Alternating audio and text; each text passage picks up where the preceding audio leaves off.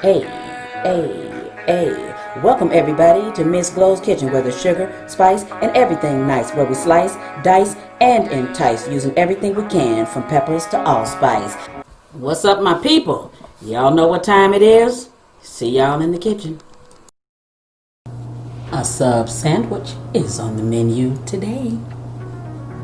Alright, here's what we need to make it. We need some French bread, a long French loaf. I got the one that's not cut. Get one that's not split at all. If you want to use lettuce, tomatoes, red onion, use any kind of onions you want. Lettuce, tomatoes. I got turkey and ham today. Choose the meats you want. I have a provolone and a mild cheddar cheese. Once again, use any kind of cheese you want. Now, this is where it may vary for you too, because I have jalapenos, pickles, pepper, mustard. I have mayo, Miracle Whip, oregano. I have some sub oil. So it'll just depend on what you want to use to make yours, but just watch the video. Anyway, y'all know what I always say, ain't nothing to it but to do it. So let's get to it.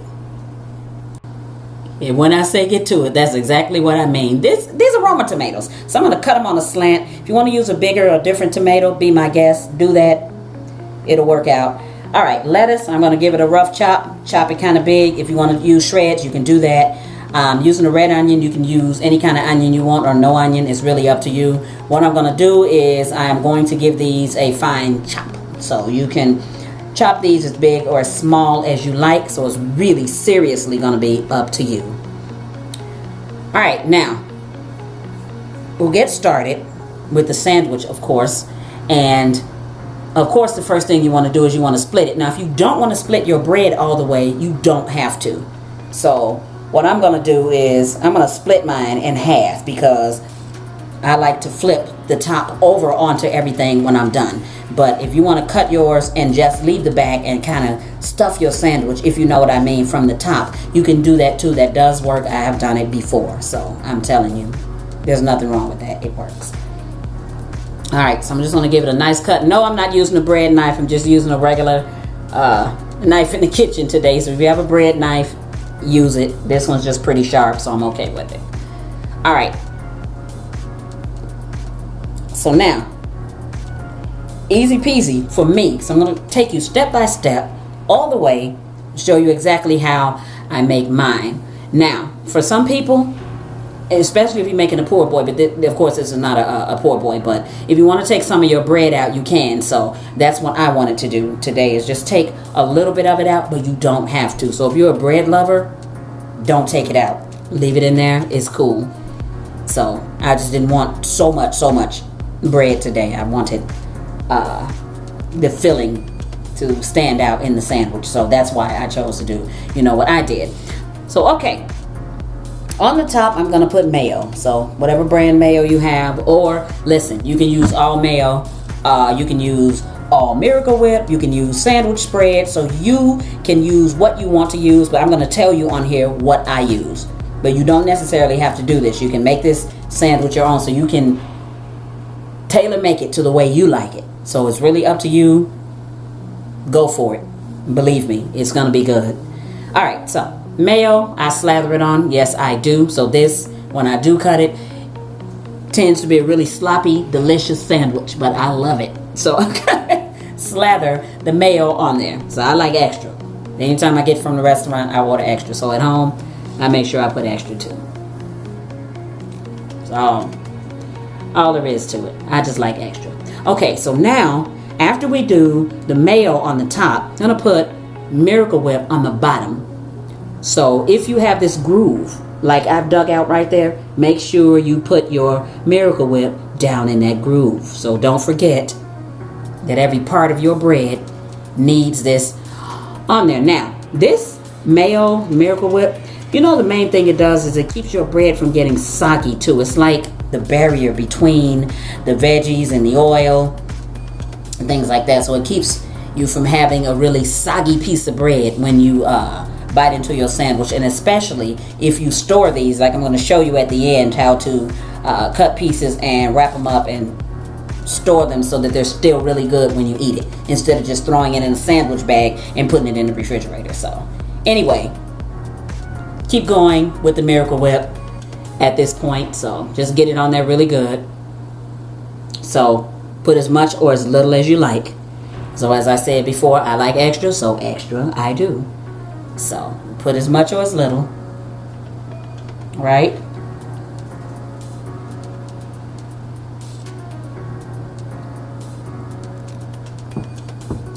All right, so we're at the end, which is really good. As we get into it, we get into this sandwich building today, baby.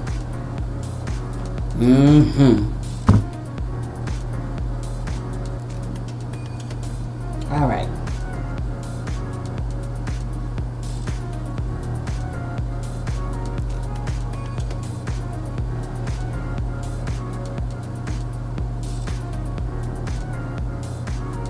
All right, so once we cut this bread and do this, baby, we're as good as moving on pretty quickly from here. Pretty quickly. So it's just the amount of ingredients I put on here, so that's what took so long. But if you choose not to use all of these ingredients and you use far less, then of course it will take you a lot less time to prepare the sandwich. So no biggie. But everything on here is what I like to eat on a sandwich. So I like a lot of stuff. Period. So, okay, now this is my method. So if you want to put your meat flat, you want to fold it or fold it in half or something like that, you can do that. But this is my method for putting meat on the sub. And the reason why is because when I bite into a sub, I like a lot of meat personally. So usually when I go order from, a restaurant, order takeout somewhere, I order extra meat. And the reason why I order extra meat is because that's just what I said. I like to bite into the condiments and all of the fixings that I put on there, but I like to taste my meat, which is why usually I will use a ham and a turkey. So sometimes I'll do like a smoked turkey and a honey ham just to give the meat a little sweetness. So it's really up to you. Sometimes I will use something buffalo flavored chicken from the deli or something like that. So if you want to get something like that cut, sometimes I use roast beef. So roast beef, corned beef, those are some other ones I'll use. Capicola. So that's one of my favorites. If you run into it at the deli, you run into Capicola, the hot Capicola though, not the mild one. So it's a meat. Ask to taste it at the deli before you buy it. But once you taste it, I guarantee you'll buy it and you'll put it on your sandwich. So this is pretty much today a basic sandwich for me, just putting ham and turkey on it. Because either meats I just named out, I normally use a hell of a lot of different meats because that's what I like. And I like for my subs to taste different every time I make them. So onto the folds again. As you can see, I have this little weird way where I kind of crumple my meat up and put these pieces side by side, but that's why. So instead of having to stack up 6 or 7 slices of meat, I found that if I do this little, I call it a crumple. So if I do this little crumple right here, I get that same effect, but I'll have to use a hell of a lot less meat because you just don't want a stack of meat that you're biting into that's 6 or 7 slices and they're just on top of each other, and I can't even explain it really good, but that's just, I don't know, I just don't think that's really good. So that's why I use this method. So if you when you get to the end, so see, I'm getting to the end where I'm filling the sub up, and feel free, because this is the ham on the top, so feel free at the bottom the turkey if you want to put more turkey. But this is when I start looking. So if you look on there, you can see bread. You got a top view, like an aerial view. I look over the sandwich, and what happens is when I see pieces where there's bread showing right there, I will usually stuff a piece of meat right there. So I like for all of the bread to be covered with meat. So I don't like to see spaces, because if I see spaces, that means that I'm biting into a piece. You see what I'm saying? That some meat is missing off, and I can't have that. So I go back and look and fill it in with my meat now. Team Greedy, then hashtag Team Greedy, baby, because I really have to do that. All right, so we're at the end. You just want to make sure, like I said, to check. So just check your bread, make sure. All right, so I'm opening my cheese right now. Actually, you know what I always say, and I say it in every video. I say have everything ready before you start cooking or you start making something, because it makes the preparation part of it easier. And what happened here is I forgot to open my cheese and take it out, which I should have, because it absolutely would have made this process go a heck of a lot quicker. I would have had to put the cheese over here and cut it, but instead I had to stop and take the cheese out and do, you know, what I'm doing. So have your stuff ready. Now, this is provolone cheese. I usually use 1 cheese on here. Today I'm using 2. Now, usually with the provolone cheese, I'll cut it in 4 and lay it on there. But today, since I'm using 2 different cheeses, I'm going to show you. So I'm going to cut this provolone into this half moon shape. And I'm just going to lay these halves all the way across. So you make sure they overlap a little bit, so you got cheese in every bite. Okay. All right. So half is good. Now, if you want to cut these in quarters, you can, and you'll still get the same effect. So you'll still just stack them all the way across, and just make sure you fill your sandwich up with cheese.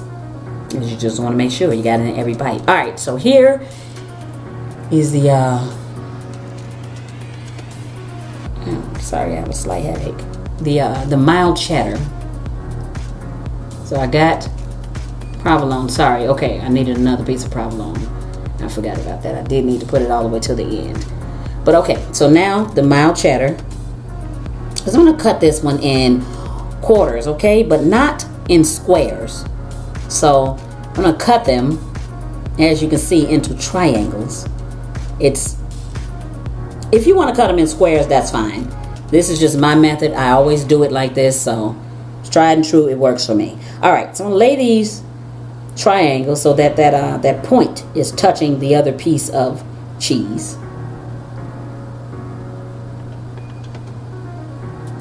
So, okay. That'll work. All right, so as I said, you can switch your cheeses up, so it depends on what you like. So if you like American cheese, you can even use a white American. I've used the white American. I've used the I think it's New York.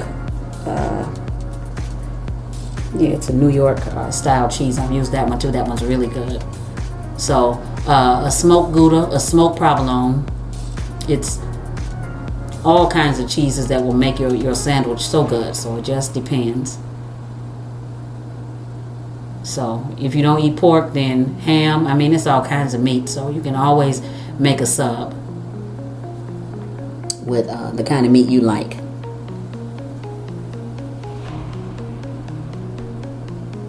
All right. So a little mustard. You don't like mustard? Leave it off. I love mustard. I have to have it on my sandwich. So if you don't, leave it off. That's cool.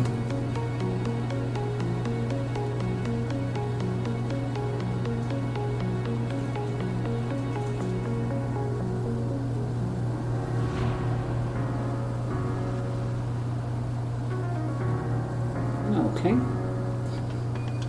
On to the tomatoes. Now I have in the past too chopped my tomatoes up. So it worked for me. But I tend to gravitate towards slices.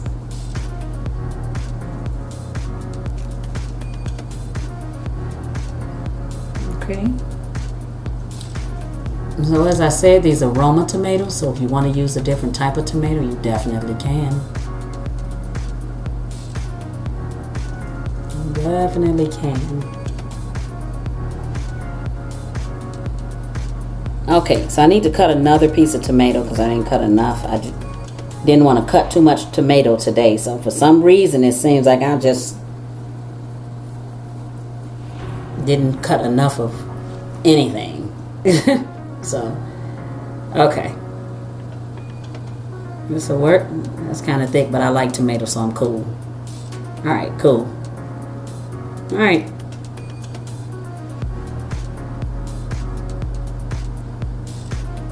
Good enough for me.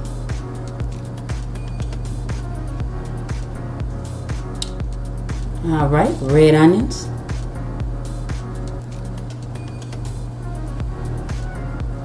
All right, so here's where this sandwich becomes my sandwich instead of just a regular sub sandwich from any old Joe. This is my method and the way I like to do it. So it's what makes my sandwiches stand out. So they're different. So put as much or as little of the onions as you like. It's really going to be up to you. All right.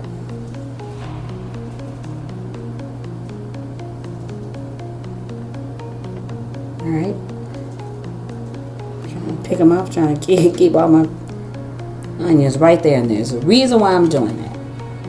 The reason why I do that is because right here I start seasoning my sandwich. So this is black pepper. I do not use salt. If you want to use salt, feel free to do that. I don't put salt. No reason. I just don't. All right. So either right here, either oregano or Italian seasoning. It's really up to you. But they both work. So if I don't have oregano, I use Italian seasoning, vice versa. See what I'm saying? So it's really up to you right here. But this is what's going to give the sandwich another layer of flavor. So that's what we're looking for. All right, so here's the sub oil. Shake it up really well. Yes, it's already got herbs and some type of spices in it, but I like to do this my way. So even with this sub oil, I still put that pepper and that oregano. Again, put as much or as little of the sub oil as you like. It's a very thick seasoning with that oil, but that oil runs down and eventually it just makes that so damn good. Really, seriously. All right, so here we go. Coming back a little bit more. This is great. And it smells so good. So if you smell, especially that oregano, and then when you put the sub oil on there, you just really smell the herbs and the spices that's in that oil. It smells so delicious, I'll tell you. All right, so that's the key. That's the key to mine. If you want to make it just like I make it, then. All right, so these are those stackers, the sandwich pickles. So you can use any kind of pickles. I normally, believe it or not, use those round hamburger slices and put those all over. You can leave pickles off if you don't like pickles on your sandwich. Again, I say custom make it the way you like it, but I love pickles on there. Try it my way. I'm telling you, you might like it. Actually, I love it. All right. We getting to it, baby. All right. Those pickled jalapeno peppers. Yep. I like a little heat. Not a lot, but I like a little heat on my sandwich. So, once again, if you're not a hot pepper person or you don't usually like peppers on your sandwich, leave them off. But again, I'm going to give you the same advice. Try it my way. I'm telling you. You'll love this sub.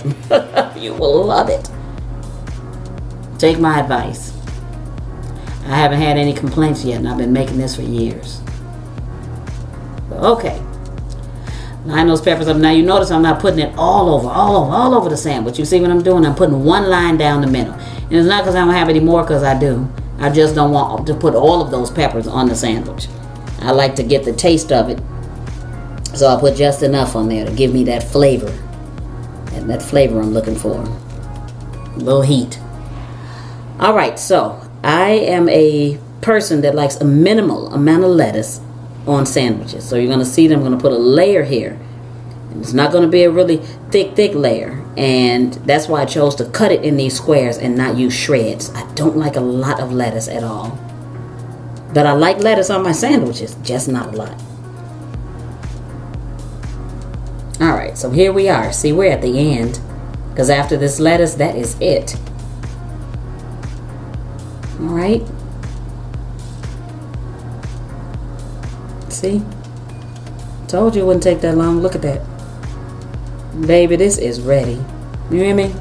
This is ready. Yes. You can smell it. It smells good. Yes, yes, yes. You got to make this. I'm telling you, you have to. All right, so I'm going to give you a side view of it without the top on it. Check that out.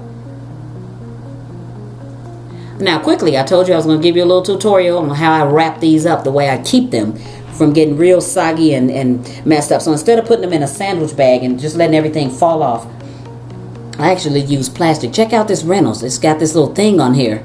This little plastic, little sliding cutter that you can cut it. I love this. I will not buy another plastic wrap ever again. That Reynolds plastic wrap is perfect. I love it.